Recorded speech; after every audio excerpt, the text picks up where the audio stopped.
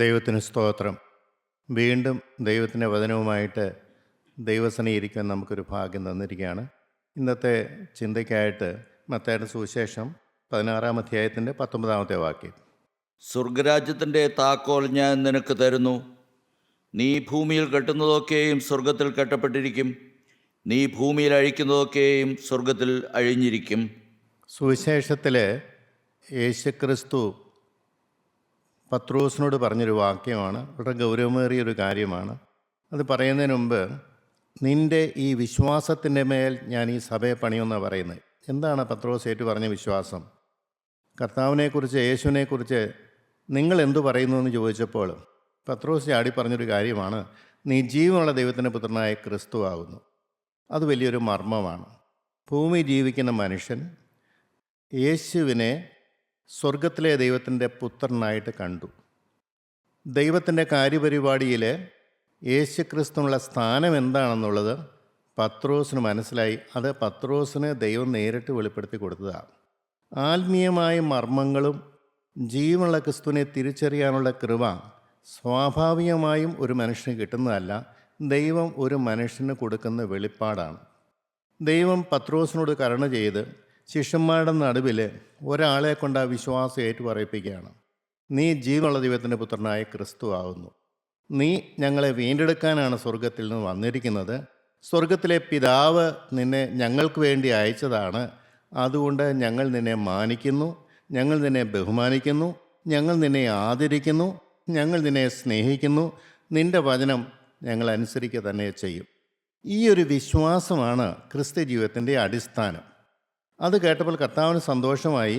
എന്നിട്ട് പറയുകയാണ്, നിൻ്റെ സ്വന്തം ബുദ്ധി കൊണ്ട് നിനക്ക് മനസ്സിലാക്കിയ ഒരു കാര്യമല്ല, സ്വർഗത്തിലെ എൻ്റെ പിതാവ് നിനക്ക് അയച്ചു തന്നിരിക്കുന്ന ഒരു വെളിപ്പാടാണിത്. എന്നിട്ട് കർത്താവ് സന്തോഷത്തോടെ പറയുകയാണ്, സ്വർഗരാജ്യത്തിൻ്റെ താക്കോൽ ഞാൻ നിനക്ക് തരുന്നു. അത് വലിയൊരു മർമ്മമാണ്. സ്വർഗരാജ്യത്തിൽ കടക്കുവാനുള്ള ജീവനുള്ള ദൈവത്തിൻ്റെ കാര്യപരിപാടി പത്രോസിനോട് പറയുകയാണ്, ഞാൻ നിനക്ക് തരുന്നു. സ്വർഗത്തിൽ കടക്കുവാനും സ്വർഗത്തിൽ കടക്കാതിരിക്കുവാനുമുള്ള സ്വാതന്ത്ര്യം ഞാൻ നിനക്ക് തരുന്നു. സാധാരണ മനുഷ്യൻ പറയുന്നൊരു കാര്യമാണ്, മരിച്ചാൽ എങ്ങോട്ട് പോകും എന്ന് ചോദിച്ചാൽ അത് ദൈവം കരുണ ചെയ്താൽ ഞാൻ അവിടെ എത്തും, ഇല്ലെങ്കിൽ എത്തൂല്ല എന്ന് പറയുന്നത് ഞാൻ കേട്ടിട്ടുണ്ട്. പ്രിയപ്പെട്ടവരെ, അതിനെ ശക്തമായി എതിർക്കുന്ന ഒരു വാക്യമാണ് ഇവിടെ. ദൈവത്തിന് എല്ലാവരെയും സ്വർഗരാജ്യത്തിൽ എത്തിക്കണമെന്നാണ് ആഗ്രഹം. തൻ്റെ പുത്രൻ്റെ ക്രൂശ് മരണത്തിൽ കൂടെ ഏത് പാപിക്കും സ്വർഗരാജ്യത്തിൽ കടക്കാം. അതാണ് ഇവിടെ വ്യക്തമായിട്ട് പറഞ്ഞിരിക്കുന്നത്. ആ താക്കോൽ ദൈവത്തിൻ്റെ കൈകളിലല്ല, അത് മനുഷ്യൻ്റെ കൈകളിലേക്ക് കൊടുത്തിരിക്കുകയാണ്. മനുഷ്യന് ദൈവത്തിലുള്ള വിശ്വാസവും ദൈവം മനുഷ്യന് വേണ്ടി സ്വർഗരാജ്യത്തിൽ എത്താൻ വേണ്ടി എന്തു ചെയ്തു എന്ന് മനസ്സിലാക്കിയെടുക്കുന്നവന് കിട്ടുന്ന ഏറ്റവും വലിയൊരു ഭാഗ്യമാണ് സ്വർഗരാജ്യത്തിലേക്കുള്ള പ്രവേശനം. ഇവിടെ രണ്ടാമത് പറയുകയാണ്, നീ ഭൂമിയിൽ കെട്ടുന്നതൊക്കെയും സ്വർഗത്തിലും കെട്ടപ്പെട്ടിരിക്കും, നീ ഭൂമിയിൽ അഴിക്കുന്നതൊക്കെയും സ്വർഗത്തിൽ അഴിഞ്ഞിരിക്കും എന്ന് പറഞ്ഞു. ഇത് വലിയൊരു മർമ്മമാണ്. അതായത് ഒരു മനുഷ്യൻ ഈ ഭൂമിയിൽ ജീവിക്കുന്ന കാലത്ത് അവന് സ്വാതന്ത്ര്യത്തോട് അവന് ബന്ധനമെല്ലാം അഴിക്കുവാനും അഴിഞ്ഞ് സ്വർഗത്തിലേക്ക് പോകാനുള്ള സ്വാതന്ത്ര്യമുണ്ട്. അതേ സമയത്ത് അവന് തന്നെ ബന്ധനസ്ഥനായിട്ട് ഈ ഭൂമി കഴിയുകയും ചെയ്യും. രണ്ട് അനുഭവങ്ങളാണ്. അത് മനുഷ്യനാണ് തീരുമാനിക്കുന്നത്. മനുഷ്യന് വേണമെങ്കിൽ ബന്ധനസ്ഥനായി കഴിയാം, അല്ലെങ്കിൽ മനുഷ്യന് വേണമെങ്കിൽ സ്വാതന്ത്ര്യം പ്രാപിച്ച് ദൈവത്തോട് ചേർന്ന് ഈ ഭൂമിയിൽ ജീവിച്ച് സ്വർഗരാജ്യത്തിൽ കടക്കുകയും ചെയ്യാം. എന്താ ഈ ബന്ധനത്തിലാകുക എന്ന് പറയുന്നത്? അതെങ്ങനെയാണത് ആകുന്നത്? പ്രിയപ്പെട്ടവരെ, വളരെ വ്യക്തമാണ്. ഭൂമിയിൽ ജീവിക്കുന്ന കാലത്ത് നാം സ്വാഭാവികമായും പാരമ്പര്യമായും ജന്മനാ തന്നെ ബന്ധനത്തിലാണ്. പാപത്തിൽ എൻ്റെ അമ്മ എന്നെ ഗർഭം ധരിച്ചു എന്ന് സങ്കീർത്തനക്കാരൻ പറയുമ്പോൾ നാം ജന്മനാ തന്നെ പാപമുള്ളവരായിട്ടാണ് ജനിക്കുന്നത്. അപ്പോൾ പാപം ചെയ്യാൻ വേണ്ടി വിധിക്കപ്പെട്ടവരെ പോലെ നാം സ്വാഭാവികമായും പാപം ചെയ്യുന്നു, സാത്താൻ്റെ ബന്ധനത്തിൽ കഴിയുന്നു. ഇത് സാധാരണ അധികം പേരും മനസ്സിലാക്കുന്നില്ല. സാത്താൻ്റെ ബന്ധനത്തിലാണെന്ന് പറഞ്ഞാൽ ആർക്കത് മനസ്സിലാകുന്നുമില്ല. പ്രിയപ്പെട്ടവരെ, അത് മനസ്സിലാക്കാൻ വലിയ പ്രയാസമൊന്നുമില്ല. നമുക്ക് പാപം ആണോ വരുന്നത്? ദൈവത്തിൻ്റെ വചനത്തിന് ഘടകവിരുദ്ധമായി ജീവിക്കാനാണോ നമ്മുടെ ടെൻഡൻസി, നമ്മുടെ പ്രവണത? ഉദാഹരണം പറഞ്ഞാൽ, കോപിക്കരുത് നമുക്കറിയാം, പക്ഷെ കോപം വന്നു പോവുകയാണ്. വന്ന ശേഷമാണ് നമ്മൾ അറിയുന്നത് കോപം വന്നല്ലോ, തെറ്റായി പോയല്ലോ എന്ന്. ഇന്നത്തെ കാലത്ത് അതൊന്നും ഒരു തെറ്റേ അല്ല, അത് സ്വാഭാവികമായിട്ട് വരുന്നു, മനുഷ്യനല്ലേ, അതൊക്കെ വരുമെന്ന് പറയും. പ്രിയപ്പെട്ടവരെ, അതാണ് ദൈവത്തിന് ഏറ്റവും ദുഃഖമുള്ള കാര്യം. ദൈവം ഒരു കാര്യം പറയുമ്പോൾ, കോപിക്കരുതെന്ന് പറയുമ്പോൾ, കോപിക്കാതിരിക്കാനുള്ള സകല കൃപയും അവന് വേണമെങ്കിൽ ദൈവം കൊടുക്കും. കോപത്തിൻ്റെ ഈ ആത്മാവിനെ ദൈവം പുറത്താക്കുക തന്നെ ചെയ്യും. കോപിക്കാതെ തന്നെ അവന് ജീവിക്കാൻ പറ്റും. പക്ഷെ മനുഷ്യന് ദൈവത്തിൻ്റെ ആ വലിയ സൗഭാഗ്യം മനുഷ്യൻ മനസ്സിലാകുന്നില്ല. അപ്പം ജന്മനാ തന്നെ അവൻ ബന്ധനസ്ഥനായി കഴിയാം. എപ്പോഴ്? അവൻ്റെ സ്വാഭാവികമായും ഈ പിറന്നു വീഴുന്ന ഓരോ മനുഷ്യരും ലോകത്തിലെ കാര്യങ്ങളിലേക്ക് ശ്രദ്ധ കൽപ്പിച്ചുകൊണ്ട് ഈ ലോകത്തിൽ നല്ല കാര്യങ്ങൾ ഏതാണെന്ന് ചുറ്റുപാടും നോക്കി മറ്റുള്ളവരെ അനുകരിച്ച് ജീവിക്കാൻ ശ്രമിക്കുന്നു. പണം സമ്പാദിക്കുക, സുഖലോലുപതയോടെ ഈ ഭൂമിയിൽ ജീവിക്കുക, ആർക്കും വലിയ കുഴപ്പമൊന്നും കൂടാതെ ജീവിക്കുമായിരിക്കും. പക്ഷെ നമ്മുടെ ലക്ഷ്യം നമ്മുടെ ആത്മാവല്ല, സ്വർഗരാജ്യത്തിൽ പോകണമെന്നല്ല, ഈ ഭൂമിയിൽ സ്വസ്ഥമായൊരു ജീവിതം, ഈ ഭൂമിയിൽ സമ്പൽ സമൃദ്ധിയുള്ള ജീവിതം, അതിന് ദൈവം വേണം. അങ്ങനെയുള്ളവർ ദൈവത്തോട് പ്രാർത്ഥിക്കുന്നവരുണ്ട്, ഇല്ലെന്ന് പറയുന്നില്ല. ദൈവം ഉണ്ടെന്ന് വിശ്വസിക്കുന്നവരുമാണ്. പക്ഷേ അവരുടെ ലക്ഷ്യം വാസ്തവത്തിൽ ഈ ഭൂമിയിലെ നന്മകളാണ്. ദൈവം അവർ ആഗ്രഹിക്കുന്നതൊക്കെയും ദൈവം അവർക്ക് കൊടുക്കണം. അങ്ങനെയുള്ള ദൈവത്തെ കണ്ടിരിക്കുന്നത്. സാധാ മനുഷ്യൻ പ്രാർത്ഥിക്കുന്നെല്ലാം അവരവരുടെ ഭൂമിയിലെ ആവശ്യങ്ങൾ നേടിയെടുക്കാൻ അവരെ കൊണ്ട് സാധിക്കാതെ വരുമെന്ന് അവർക്കറിയാം. അതുകൊണ്ട് അവർ ദൈവത്തോട് പ്രാർത്ഥിക്കുന്നു.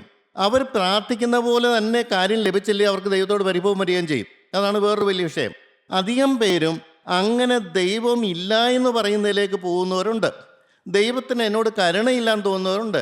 ദൈവം എൻ്റെ പ്രാർത്ഥന കേൾക്കുന്നില്ല എന്ന് പരാതി പറയുന്നവരുണ്ട്.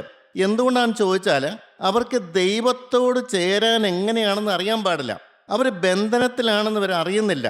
അവരുടെ ബന്ധനം അഴിക്കാൻ ക്രിസ്തു വന്നിട്ടുണ്ട്. നമുക്ക് വേദപുസ്തകത്തിൽ തന്നെ കാണാം, വെളിച്ചം ലോകത്തിൽ വന്നിട്ടും മനുഷ്യൻ്റെ പ്രവൃത്തി ദോഷമുള്ളതാകിയാൽ അവർ വെളിച്ചത്തേക്കാൾ അധികം ഇരുളിനെ സ്നേഹിച്ചു എന്ന് യോഹന്നാൻ സുവിശേഷം 3-ാം അധ്യായത്തിൽ പറയുന്നുണ്ട്. വെളിച്ചം വന്നു, മനുഷ്യനെ അന്ധകാരത്തിൽ നിന്ന് മാറ്റാൻ വേണ്ടി വെളിച്ചം ഭൂമിയിലേക്ക് വന്നു. അപ്പോൾ സ്വാഭാവികമായും ദൈവം ആഗ്രഹിക്കുന്ന ഒരു കാര്യം ഈ വെളിച്ചത്തിൽ നടക്കാൻ. കർത്താവ് തന്നെ പറഞ്ഞു, വെളിച്ചം ഉള്ളിടത്തോളം കാലം നിങ്ങൾ വെളിച്ചത്തിൽ നടപ്പീൻ.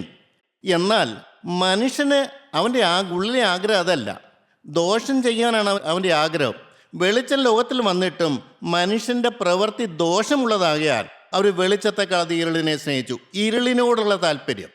ഇരുളെന്ന് പറഞ്ഞാൽ ആരുടെയാണ്? പിശാചിൻ്റെയാണ് പ്രവൃത്തികൾ. പിശാചിൻ്റെ സ്വാധീനമുള്ളവർക്കാണ് ഇരുൾ ലക്ഷ്യമാകുന്നത്. ഇരുളെന്ന് പറയുന്നാൽ പാപത്തിലേക്ക് പോകുന്നവരുടെ ജീവിതമാണ്. പാപം ചെയ്യുന്നവരുടെ അവസ്ഥയാണ് ഇരുളെന്ന് പറയുന്നത്. അപ്പോൾ ക്രിസ്തുവിനെ ദൈവം ഭൂമിയിലേക്ക് അയച്ചിട്ടും മനുഷ്യൻ ആ ക്രിസ്തുവിൽ കൂടെയുള്ള ഇരുളിൽ നിന്ന് വെളിച്ചത്തിലേക്ക് കടന്നു വരാനുള്ള സൗഭാഗ്യം അവൻ നേടിയെടുക്കാതെ അവൻ വീണ്ടും ഇരുളിലേക്ക് പോകുന്നു. അതാണ് ന്യായവിധി എന്ന് പറയുന്നത്. പ്രിയപ്പെട്ടവരെ, ദൈവം ആരോടും ഒരു മുഖപക്ഷം കാണിക്കുന്നില്ല. എല്ലാവരും അവരുടെ ബന്ധനത്തിൽ നിന്ന് രക്ഷപ്പെട്ട് സ്വർഗരാജ്യത്തിൽ പോകണമെന്നാണ് ആഗ്രഹം. അല്ല, ഈ ഭൂമിയിൽ വെച്ച് തന്നെ ഒരു സ്വർഗരാജ്യമുണ്ട്. ഈ ഭൂമിയിൽ വെച്ച് തന്നെ ദൈവത്തോടു കൂടി നടക്കുന്നൊരു അനുഭവമുണ്ട്. അത് നേടിയെടുക്കണമെന്നാണ് ദൈവം ആഗ്രഹിക്കുന്നത്. എന്നാൽ മനുഷ്യൻ്റെ അകത്ത് ഗൂഢമായി കിടക്കുന്ന ഒരു ലക്ഷ്യമുണ്ട്, ഈ ഭൂമിയിലെ സന്തോഷം. അവന് നിത്യതയൊന്നും വിഷയമല്ല. അവൻ്റെ ആത്മാവിൻ്റെ കാര്യത്തെക്കുറിച്ച് അവന് യാതൊരു കൺസേണുമല്ല. ഒരാത്മാവുണ്ടെന്നോ അത് ബന്ധനത്തിലാണെന്നോ എനിക്ക് ആ ബന്ധനത്തിൽ മോചനം പ്രാപിക്കണമെന്നോ കർത്താവായ യേശുക്രിസ്തു ഭൂമിയിൽ വന്ന എൻ്റെ ബന്ധനം അഴിക്കാനാണെന്നോ ഒന്നും അറിയുന്നില്ല. അതിനെ ഒരു പ്രധാനപ്പെട്ട കാര്യം വചന കേൾവി ഇല്ലാത്തതുകൊണ്ടാണ്. വചനം, ജീവനുള്ള ദൈവത്തിൻ്റെ വചനം മനുഷ്യനെ സ്വാധീനിക്കുമ്പോൾ പറയുന്ന ഒരു കാര്യം എന്നു ചോദിച്ചാൽ, നിങ്ങൾ നിരാശപ്പെടേണ്ട, നിങ്ങൾ ഭാരപ്പെടേണ്ട, നിങ്ങളുടെ ആത്മാവിനൊരു വീണ്ടെടുപ്പുണ്ട്. ഞാൻ എൻ്റെ മകനെ ക്രൂശിലേക്ക് അയച്ചത് നിങ്ങളെ രക്ഷിക്കാനാണ്. നിങ്ങളുടെ പാപത്തിന് പരിഹാരം വരുത്താൻ മാത്രമല്ല, നിങ്ങൾ പാപം ചെയ്യുന്ന പ്രവണതയിൽ നിന്ന് പോലും നിങ്ങളെ മാറ്റിയെടുക്കാനാണ്. നിങ്ങൾ എനിക്കൊരു പ്രത്യേക സമ്പത്തായിരിക്കും. എനിക്ക് നിങ്ങളെ ആവശ്യമുണ്ട്. കാരണം ദൈവം ഇല്ലെന്ന് പറയുന്ന ഭൂമിയിൽ എനിക്ക് നിങ്ങളെ തലയുയർത്തി നിർത്താൻ ആഗ്രഹമുണ്ട്. ഒരു ദൈവമുണ്ട്. ഒരു ദൈവം മനുഷ്യൻ ഹൃദയത്തിലേക്ക് ഇറങ്ങി വരും. ദൈവം പ്രാർത്ഥന കേൾക്കുന്ന ദൈവമാണ്. ബന്ധനം അഴിക്കുന്ന ഒരു ദൈവമാണ്. പാരമ്പര്യത്തിൻ്റെ ശാപം മാറ്റുന്ന ദൈവമാണ്. സമാധാനത്തിൻ്റെയും സന്തോഷത്തിൻ്റെയും ഒരു ജീവിതം ഈ ഭൂമിയിലുണ്ട്. അത് നേടിയെടുത്ത് സാക്ഷ്യത്തോടെ നിർത്താനാണ് ദൈവം ആഗ്രഹിക്കുന്നത്. എന്നാൽ അനേകരും ബന്ധനത്തിൽ കഴിയുകയാണ്. അനേകർക്ക് ഇതൊന്നും ഒരു വിഷയമേ അല്ല.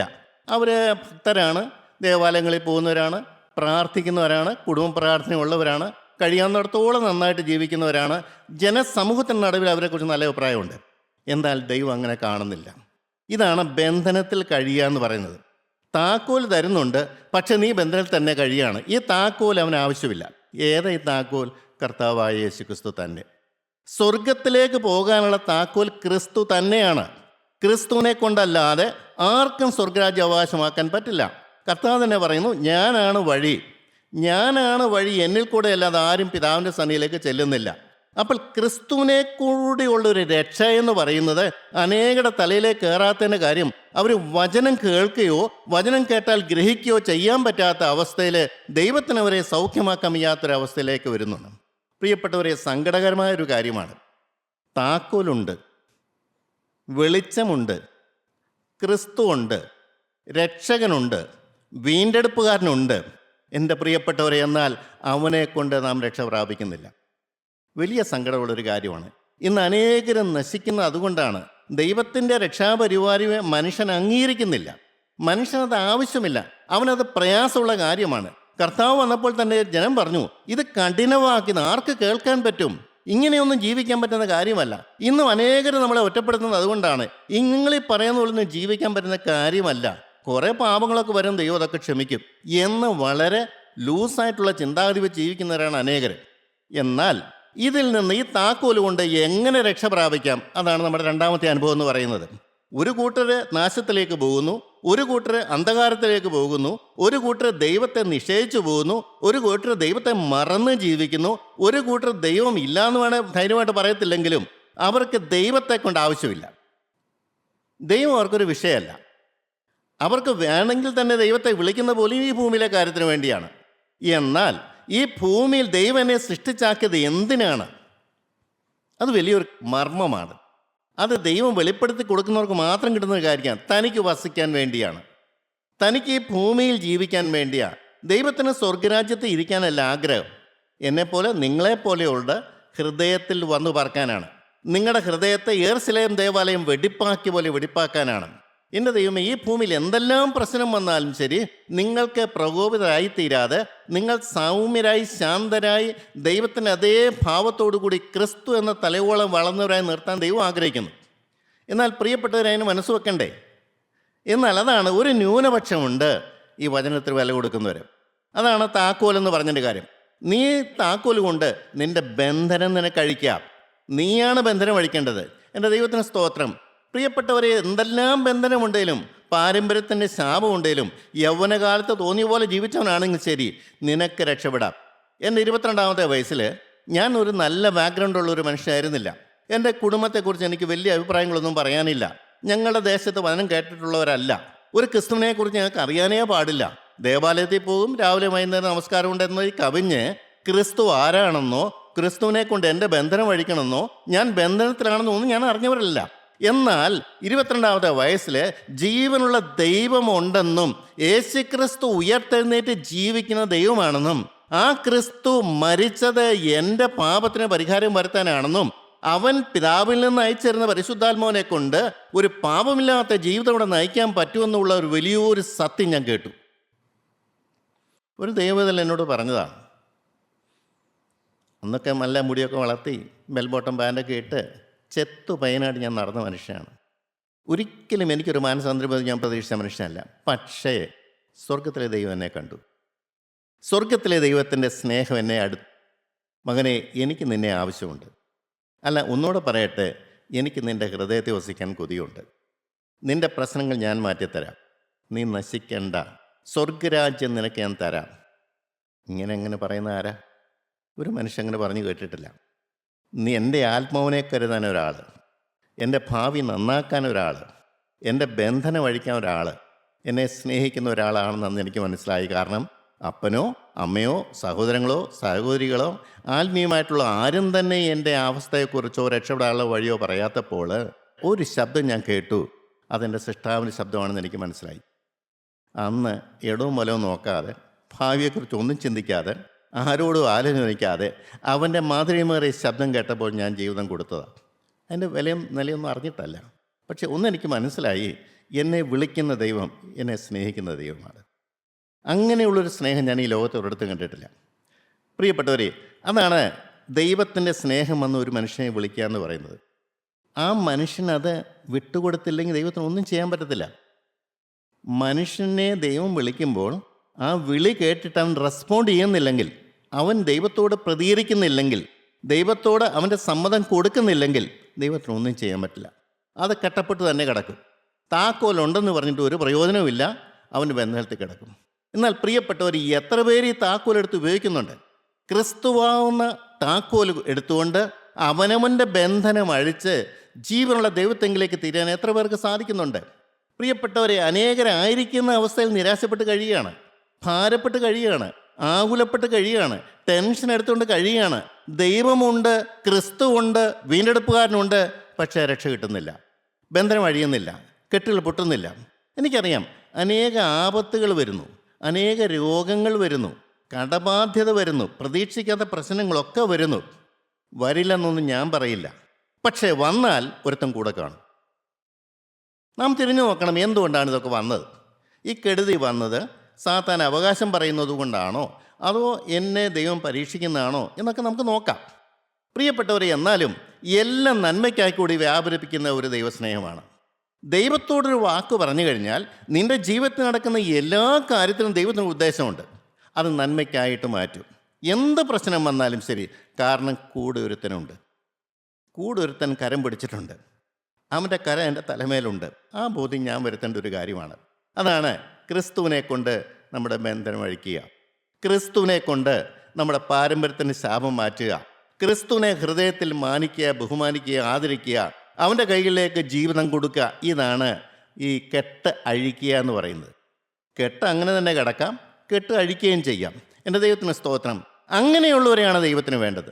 പ്രിയപ്പെട്ടവരെ, വേദപുസ്തകം നോക്കിയാലൊക്കെ അറിയാം, മത്തായിയുടെ സുവിശേഷത്തിൽ നോക്കി അറിയാം, അവൻ തൻ്റെ ജനത്തെ അവരുടെ പാപങ്ങളിൽ നിന്ന് വിടിപ്പിക്കാനിരിക്കുന്നുണ്ട്. 1:22 തോന്നുന്നു, 1:21 യേശു ക്രിസ്തുവിൻ്റെ വരവിനെക്കുറിച്ച് തന്നെ പറയുന്നത്. അവൻ ബന്ധനം അഴിക്കാനാണ് വന്നത്. 1:21 അവൾ ഒരു മകനെ പ്രസവിക്കും, അവൻ തൻ്റെ ജനത്തെ അവരുടെ പാപങ്ങളിൽ നിന്ന് രക്ഷിപ്പാനിരിക്കൊണ്ട് നീ അവന് യേശു എന്ന് പേരിടണം. ആ യേശുക്രിസ്തുവിൻ്റെ ജനനം കൊണ്ട് എനിക്ക് എന്ത് പ്രയോജനം കിട്ടിയെന്നാണ് നോക്കേണ്ടത്. അവൻ പാപത്തെ ജയിക്കാൻ വന്നവനാണെങ്കിലും എൻ്റെ ജീവിതത്തിൽ അവന് എന്ത് സ്വാധീനമുണ്ട്? അവൻ്റെ രക്ഷാകരമായ ഈ ഭൂമിയിലെ വരവ് കൊണ്ട്, അവൻ്റെ ക്രൂശിലെ മരണം കൊണ്ട് എനിക്കെന്ത് പ്രയോജനം കിട്ടി? പ്രിയപ്പെട്ടവരെ, അവിടെയാണ് അനേകർ പരാജയപ്പെടുന്നത്. അവരുടെ ബന്ധനം അഴിക്കാൻ പറ്റാത്തത് കൊണ്ടാണ്. യേശുക്രിസ്തു അവൻ ദൈവമാണ്.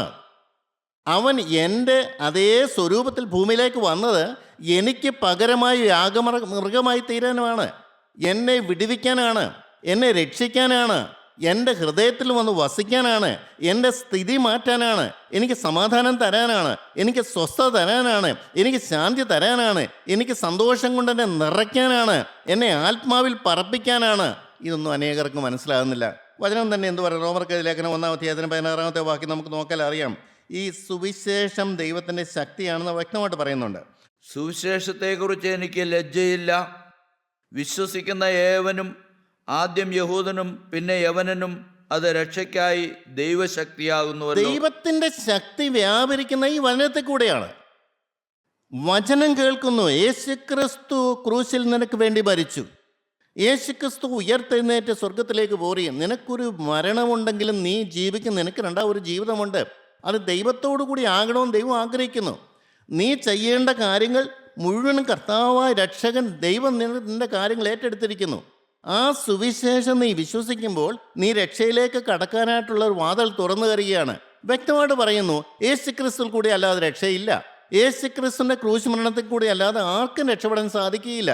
ദൈവം വെച്ചിരിക്കുന്ന വഴി അതാണ്. നമുക്കറിയാം, ക്രിസ്തുവിലൂടെയുള്ള വീണ്ടെടുപ്പ്. റോമർക്ക് ലേഖനം 4:23 വാക്യം. അവന് കണക്കിട്ടു എന്ന് എഴുതിയിരിക്കുന്നത് അവനെ വിചാരിച്ചു മാത്രമല്ല, നമ്മെ വിചാരിച്ചും കൂടെയാകുന്നു. നമ്മെ വിചാരിച്ചും കൂടെയാണ്, നമുക്ക് വേണ്ടിയാണ്, ആർക്കെങ്കിലും വേണ്ടിയല്ല, ഒരാൾക്ക് വേണ്ടിയല്ല. പ്രിയപ്പെട്ടവരെ, എല്ലാവർക്കും വേണ്ടി ക്രിസ്തു മരിച്ചു. ദൈവത്തിന് സ്തോത്രം. 3:24 വായിച്ചേ. ഒരു വ്യത്യാസവുമില്ല, എല്ലാവരും പാപം ചെയ്ത് ദൈവജസ് ഇല്ലാത്തവരായി. പാപം ചെയ്യുമ്പോൾ ദൈവദേശം മാറിപ്പോവും, സ്വാഭാവികമാണ്. ദൈവത്തിന് നമ്മളോടുള്ള ബന്ധം നഷ്ടപ്പെടും, ദൈവത്തിൻ്റെ കൃപ നഷ്ടപ്പെടും, ദൈവത്തിൻ്റെ സംരക്ഷണം നഷ്ടപ്പെടും, കാവൽമാരാന്മാരുടെ സംരക്ഷണം നഷ്ടപ്പെടും. ഈ ഭൂമിയിൽ പിശാചിന് നമ്മുടെ മേലുള്ള അധികാരം വാസ്തവത്തിൽ അവൻ വീണ്ടും കിട്ടുകയാണ് ചെയ്യുന്നത്.